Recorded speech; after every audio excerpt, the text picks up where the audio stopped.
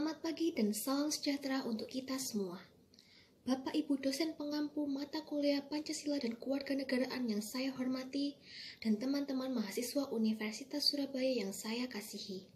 Dalam kesempatan ini, marilah kita panjatkan puji syukur kepada Tuhan Yang Maha Esa, karena atas segala berkat dan rahmat-Nya kita semua diberi kesehatan. Sebelumnya, izinkan saya untuk memperkenalkan diri terlebih dahulu. Nama saya Amanda Firali dari Fakultas Teknobiologi Universitas Surabaya Angkatan 2019. Pada pagi hari ini, saya akan menyampaikan pidato yang berjudul Kegiatan Sosial Saat Banjir Melanda Ibu Kota.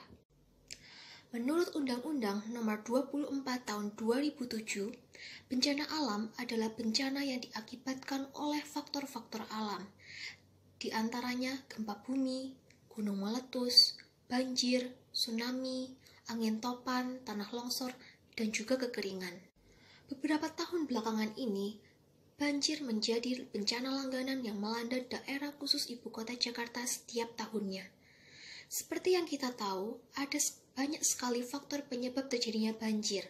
Di antaranya, curah hujan yang tinggi, kondisi tanah yang jenuh sehingga tidak mampu untuk menyerap air, membuang sampah tidak pada tempatnya, banyaknya pohon yang ditebang, serta semakin berkurangnya daerah resapan air akibat pengalihan fungsi lahan sebagai permukiman, perkebunan, mal, wilayah industri, perkantoran, dan masih banyak lagi. Banjir memiliki dampak besar bagi kehidupan masyarakat, mulai dari kelangkaan air bersih, kelangkaan bahan pangan akibat gagal panen, terhambatnya aktivitas sehari-hari, timbulnya berbagai penyakit seperti diare dan gatal-gatal, bahkan terenggutnya nyawa.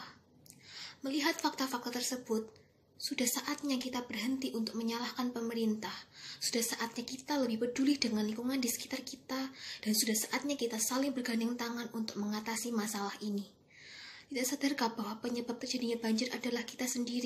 Jika kita telusuri lebih dalam, ada banyak cara yang dapat kita lakukan untuk mencegah dan menanggulangi masalah ini. Potensi yang dapat dikembangkan oleh pemerintah untuk menanggulangi banjir di ibu kota, yaitu dengan memperbaiki sistem drainase, membangun bendungan dan tanggul raksasa, normalisasi sungai, dan merelokasi warga yang tinggal di sekitar bantaran sungai.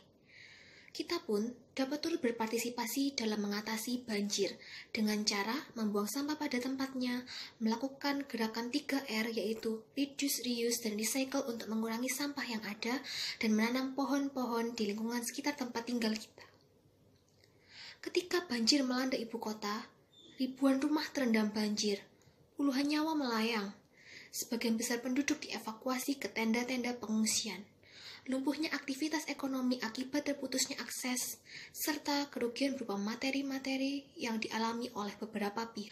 Melihat kondisi sosial masyarakat pasca bencana banjir yang cukup memprihatinkan, sudah sepatutnya kita sebagai makhluk sosial dan sesama warga negara saling membantu saudara kita yang membutuhkan melalui berbagai kegiatan sosial, seperti menggalang dana untuk membantu meringankan beban korban bencana, serta memperbaiki infrastruktur yang rusak, memberi sumbangan berupa makanan, obat-obatan, dan juga pakaian, memberikan sumbangan peralatan yang memadai untuk mengevakuasi korban bencana, misalnya ban karet dan juga pelampung, serta menjadi sukarelawan untuk membantu mengobati korban yang sakit ataupun terluka dan mengevakuasi korban yang masih terjebak banjir. Tantangan yang dihadapi selama melakukan kegiatan sosial diantaranya yaitu terbatasnya sumber daya manusia yang menjadi sukarelawan, kondisi cuaca yang tidak mendukung, lokasi bencana yang sulit untuk diakses, dan peralatan evakuasi yang terbatas dan kurang memadai. Tetapi janganlah tantangan-tantangan ini mengurungkan niat kita untuk menebar kebaikan, karena banyak orang yang membutuhkan uluran tangan kita. Dalam melakukan kegiatan sosial, ada beberapa hal yang perlu diperhatikan, yaitu yang pertama, sikap kemanusiaan yang adil dan beradab. Dalam memberikan bantuan dan sumbangan kepada korban bencana, sudah sepatutnya kita tidak membeda-bedakan latar belakang seperti suku, ras, agama, etnis, kepercayaan, dan lain-lain. Karena apapun latar belakangnya, setiap korban bencana berhak untuk mendapatkan bantuan kita secara adil dan tanpa adanya diskriminasi. Yang kedua, sikap kerakyatan yang mendahulukan kepentingan umum.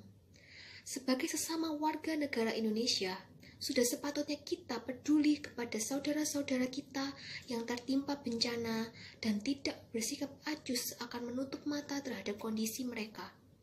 Sekecil apapun partisipasi yang kita berikan untuk kegiatan sosial, hal itu sangatlah berarti untuk mereka.